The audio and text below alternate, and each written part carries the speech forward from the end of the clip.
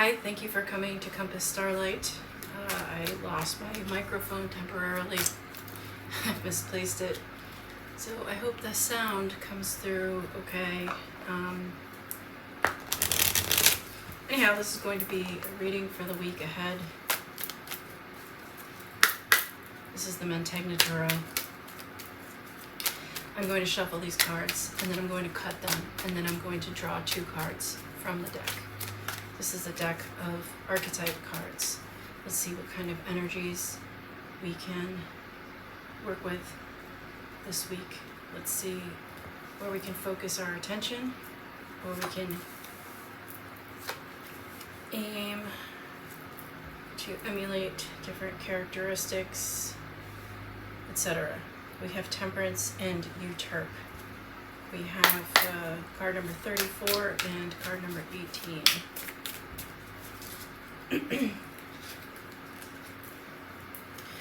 This is the Light Seers Tarot again, and I might get interrupted in this reading. I'll have to pause and pick up where I leave off. One more, and then I'm going to cut and get 6 cards from this deck, the Light Seers Tarot. There we go.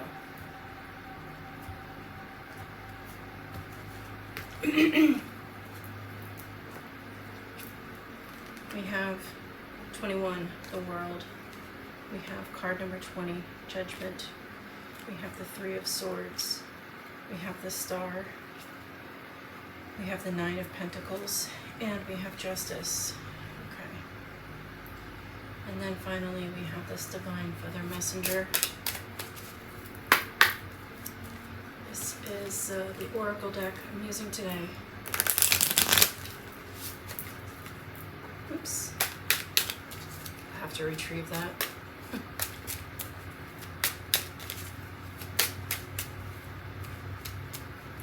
That last one wasn't a good one, so look at this. Did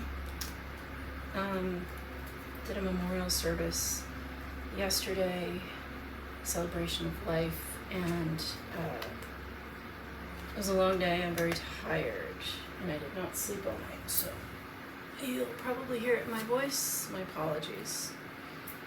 Where we have the Falcon and the Pelican. We had the Pelican the other day.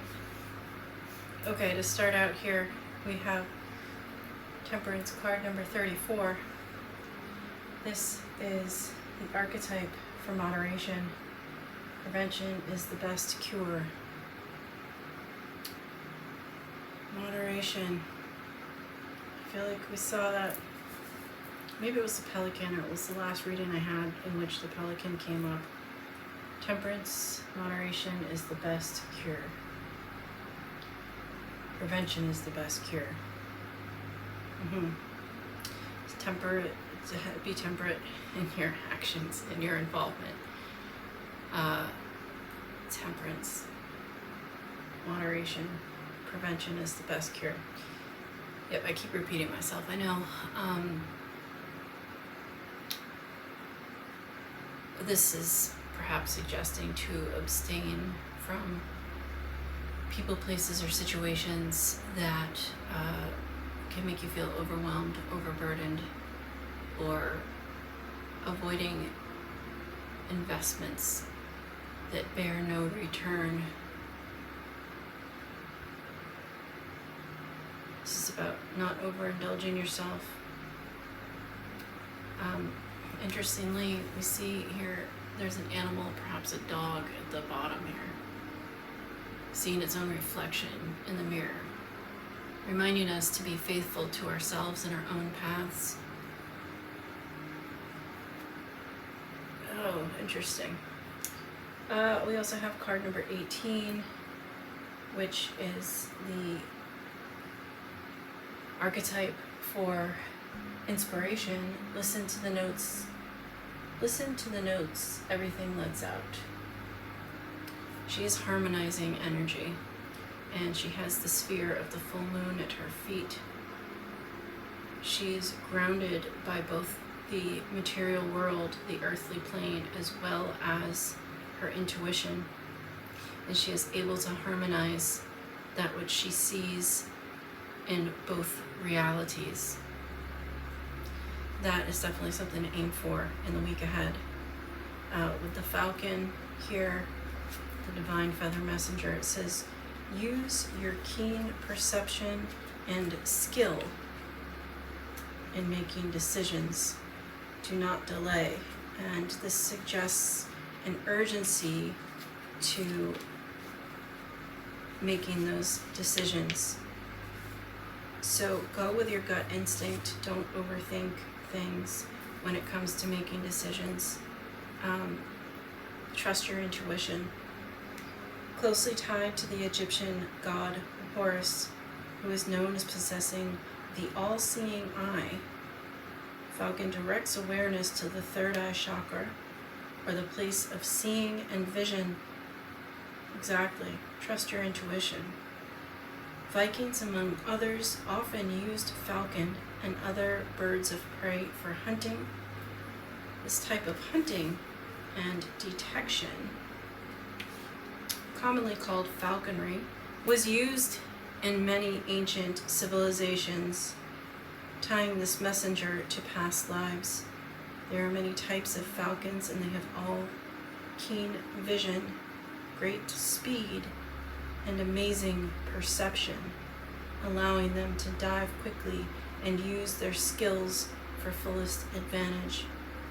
If there's something that's holding you back and preventing you from trusting your intuition or accessing fully your intuition, see what you can do to clear the way to allow your vision, your awareness, and your perception with your intuition to flow through more clearly and prominently. You're being guided and asked to follow that intuition, to let it guide you on your path. To continue, the falcon messenger has swooped in to show you that you indeed have the skills, perception, and ability to attain the prize. What have you been seeking? Do you have a clear picture of your target? Whether this is an ongoing quest or a new opportunity, you are being urged to hone your senses and take the leap without further delay. A sharp perception and an unwavering focus will assist you as you do. This may require you to move in a faster way than you might be accustomed to doing. Feel the power, skill, and excitement of falcon supporting you as you take flight. The energies associated with this card are power, perception, and empowerment.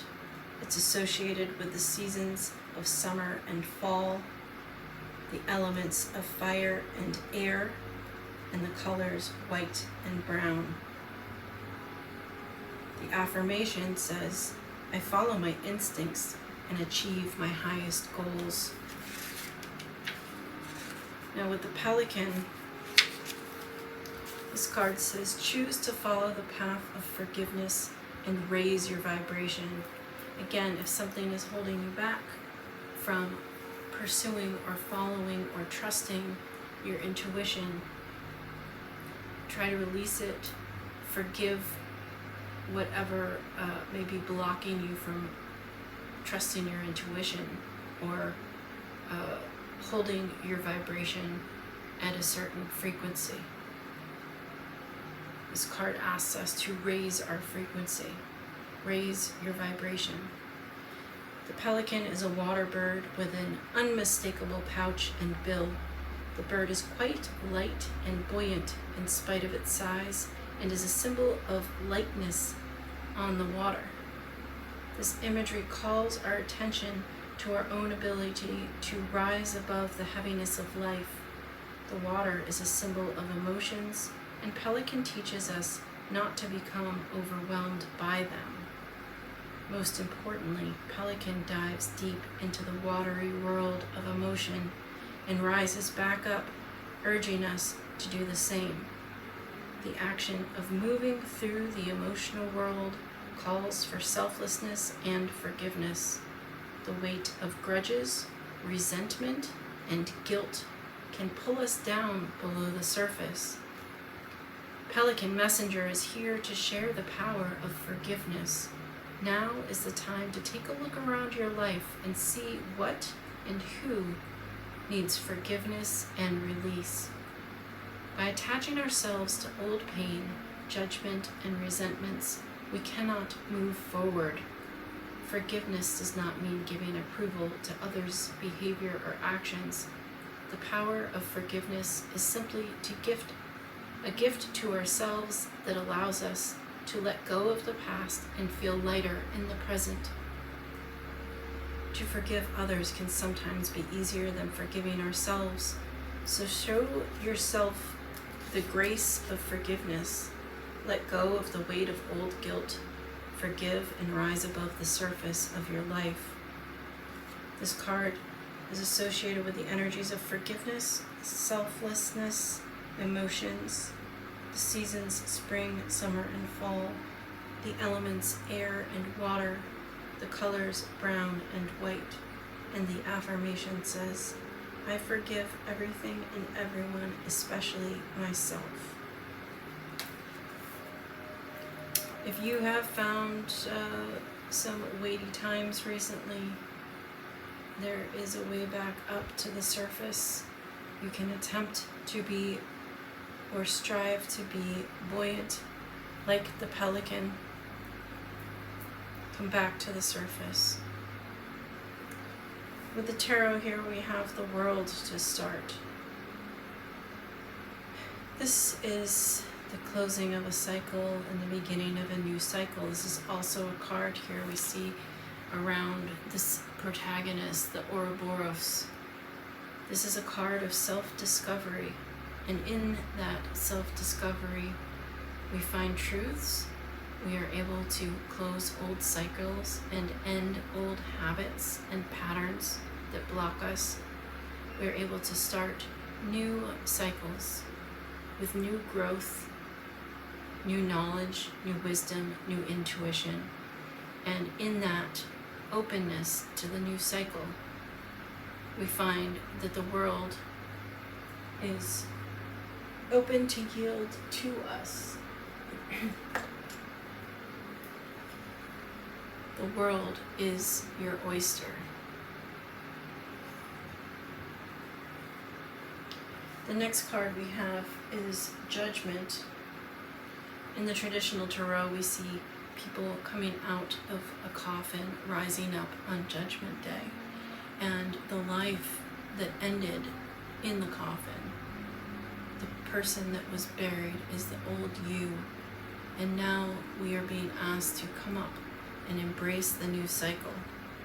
Come up, step up into the new opportunities in your life. Step up into your life with an open mind and open heart. In self-reflection and releasing, we are able to embrace the symbolism of the card, both in this deck and in the traditional tarot. New life springs forth. Something new is coming into our lives that we will be welcoming and able to embrace. Whatever choices you've made, there's a cause and effect, and we have to face the repercussions of our actions and our decisions.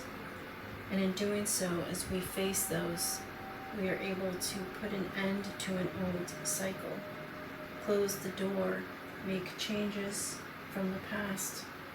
This is where we are asked to close the door and step forward into something new, to embrace the new and never look back. Next we have the Three of Swords. This is a card of heartbreak and endings. This could be heartbreak over relationships. Sometimes people read this as third-party situations, and in that, the third party isn't always another person. It is something else pulling and tugging on someone's heart. It is something that is a distraction. It is something that pulls someone's attention away from where their attention should be invested. Now, if this is you, you could find it hard to focus and that your attention has been pulled away from where it should be focused. In other words, if this is a reflection strictly of you, you're being asked to reassess your investments and the return on your investments. What is working for you and what is not, and where do you need to redirect your energy back into yourself? There are too many things being pulled away from you. You are too divided. Your heart is pulled in too many directions. Come back together and refocus. If this involves a situation or another person, it may be that person has broken your heart. It may be that person needs to come back to themselves because they are not making proper use of their values and priorities, and they are the ones that are being pulled in different directions. So sometimes they can be, a person can be pulled in a direction toward another person, a third party, which is why this card is often associated with third party. But again, that's not always the case. It could be that third party could be a job. It could be addiction. There are other things that pull us away from where our attention should be focused. But nonetheless, this is showing that there is sort of a resulting feeling of heartbreak and loss. I do say that in this particular deck, there are all these threads here that can indicate the stitch work to put this heart back together. It's hard to see in the card, but it's there. This is finding a way to mend your own broken heart, to heal your own wounds. Interestingly, there are all these strings attached to this person, and here there's also a string in the star card. This is a card of hope, inspiration, our deepest wishes, dreams, hopes, aspirations.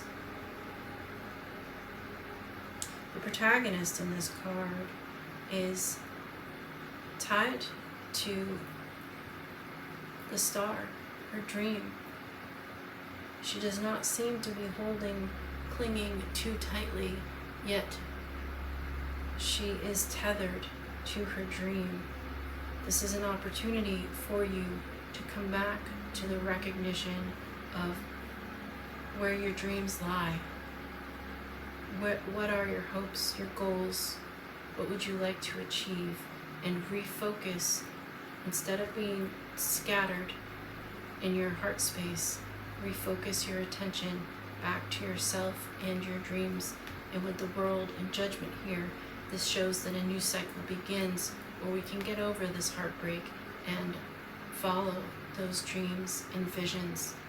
This is about tuning in and tapping in to our wisdom and our intuition to come back to what makes us feel alive, the fire that burns within.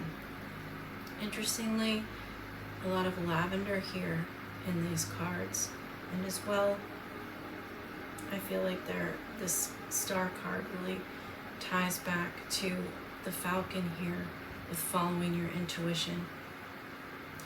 In recognizing the opportunity for new cycles and new opportunities, it seems a little redundant, but in recognizing all that the future may have yet to unfold unto you through healing and refocusing on oneself, we find ourselves here with the Nine of Pentacles. And this is a card of material satisfaction, material stability. And that suggests that there has been some instability. This individual here has a lot of pride and hope and joy in all that she has achieved, in her accomplishments, in her standing in the material world. This could be an accumulation of money, working really hard to create this stable financial abundance, but it may not be financial. It may just be whatever it is that makes you feel stable. By refocusing your attention, you begin to recognize again all of these elements of the material world that give you that sense of stability and structure and safety. There's a purity and lightheartedness in this card, the Nine of Pentacles.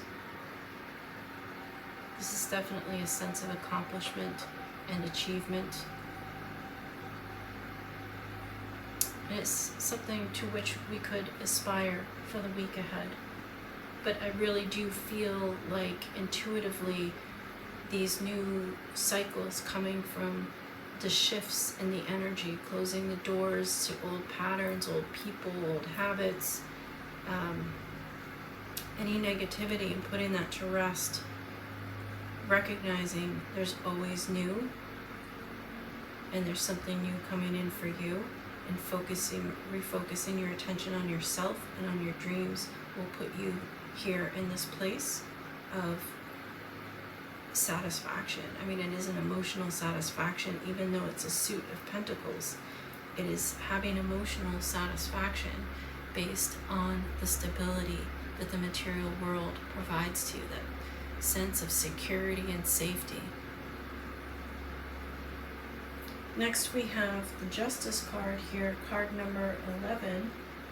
This is another card about cause and effect and finding the balance. So the sword is a symbol of clarity. It is a symbol of air and the mind, even your intuition, your wisdom. And your intuition is balanced with logic. That's a healthy place to be. Because honestly, when we find blockages to our intuition, we feel insecure. We don't have this sense of security. And yet, when we go too far on either end and don't have the moderation of temperance, we can fall too far into what seems like intuition, but it lacks the logical element based in reality. So there is that need to be grounded in the material plane, but also trust your intuition and have balance in that state. With the Justice card also, this is sort of a finality on decisions. And with the Falcon here, remember it said, use your keen perception and skill in making decisions. Do not delay. And so with the decisions that the protagonist here in the Justice card makes with intuition balanced with logic, the choices and decisions are decisive and unchangeable. This is the final word. This is also a reminder that our decisions and choices have long-term consequences. There comes a time when we see the results or the consequences of our past decisions, and sometimes that can be a challenge. It can be challenging. If we're constantly manifesting from here now, bringing in something down the line, we kind of forget, let it go. And down the line, time seems to pass. This appears, not this, but thus appears our manifestation. And it may not seem so great. And you pause and you think to yourself, this is what I asked for? So be mindful of your choices and decisions. Use your keen perception and skill in making decisions, and be clear in your thinking. Try to be kind with your words and your thinking, because thoughts and words cast spells, and we want to make sure that as we move through the hard times, we want to make sure that our thought patterns beget positive manifestations in the future.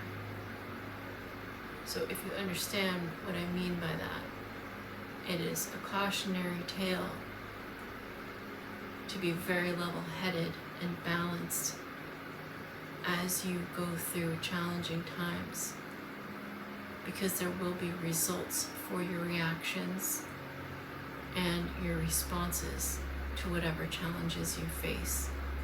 We have the potential to make things worse for ourselves every single day, but equally we have the potential to make things better for ourselves. So the question is, where are you focusing your attention? If you can recenter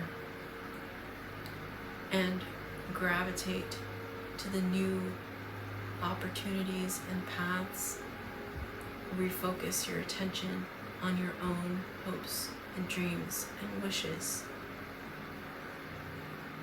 As we think about those things and project those thoughts forward, they can then manifest positively in our lives. One thing about this Justice card, I've read, I believe it says something that with this card, Justice, it can mean that we have to pay attention to certain aspects of our lives to resolve any insecurities. Now, if those are emotional insecurities, we can see that here blatantly with the Three of Swords and that feeling of heartbreak. That can definitely make us feel insecure. However, I also want to bring up that there is a thing called food insecurity, or sometimes people call it food scarcity. But if you could be you could be experiencing food insecurity, financial insecurity. What does that really mean? I'm talking about insecurity in your material world that is feeling like you do not have, or a lack of whatever it is, a roof over your head, gas in your gas tank, money in your pocket, food in your pantry, etc. If you are feeling those insecurities, because those also do come up with the Justice card, that is also included with the Justice card.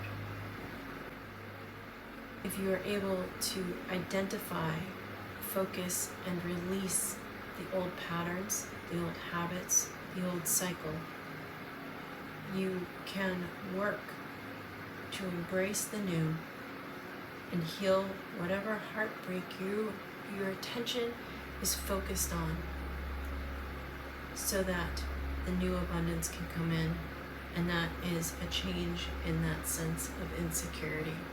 It becomes a sense of security, as we see here with the Nine of Pentacles.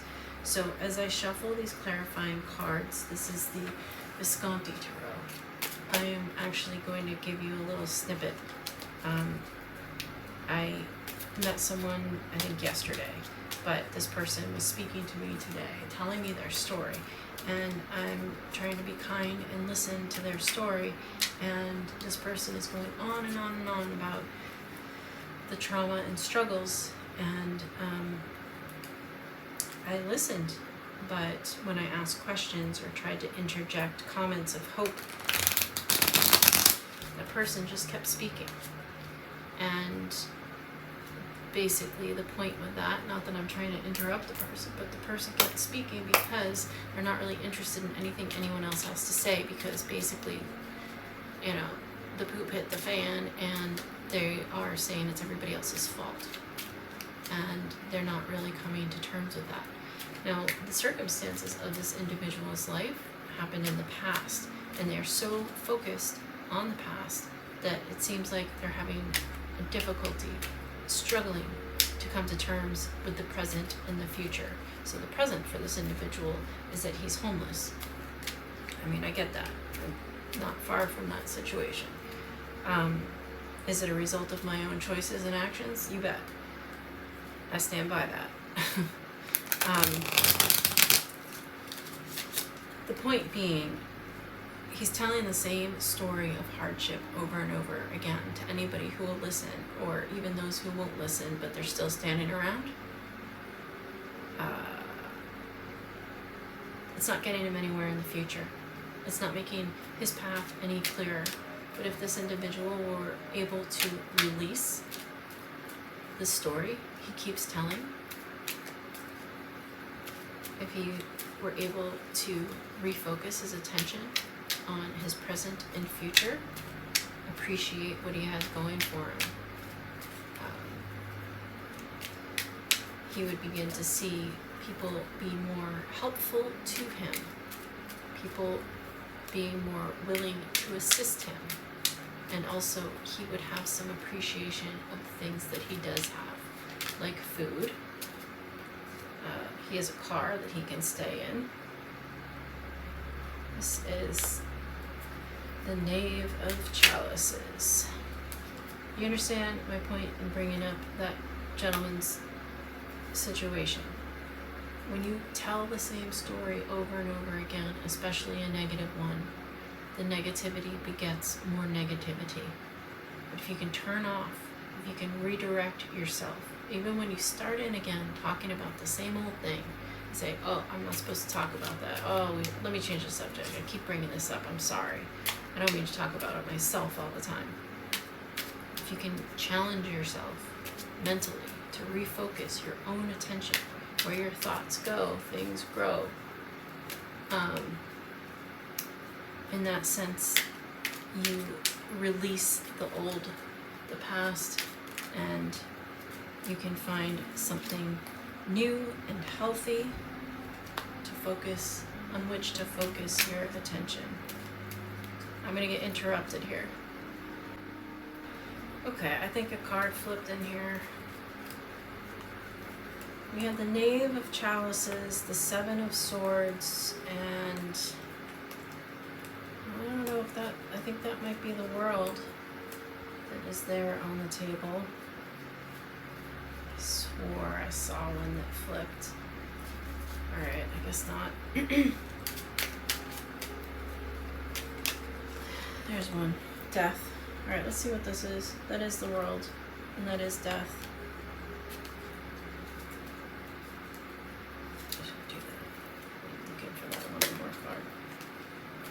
Look again and call it there. So the Knave of Chalices is the Knave,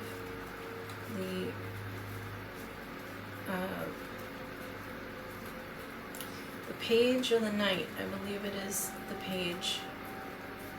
The World, again, marking the ending of cycles and new cycles beginning. Again, the World is your oyster. I do want to look at something here in this deck. The Death card, reiterating an ending. The Knight and the Knave. Yeah. So in this deck, the Knave is the Page. So this is a message of kindness, a message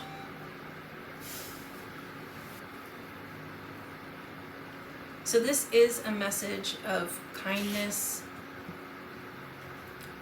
of understanding, of generosity, of love. This is, it's possible, be loving to yourself. The Seven of Swords here, that can be a card of self-deception, but it is typically a card of deception. This would be cautionary, the two of these here together. This just goes to show that you may still have some boundaries up, and maybe it's healthy protection against anything coming towards you at this moment. But don't overlook the opportunities the world offers. We have it twice in this spread, and that is always a welcome blessing.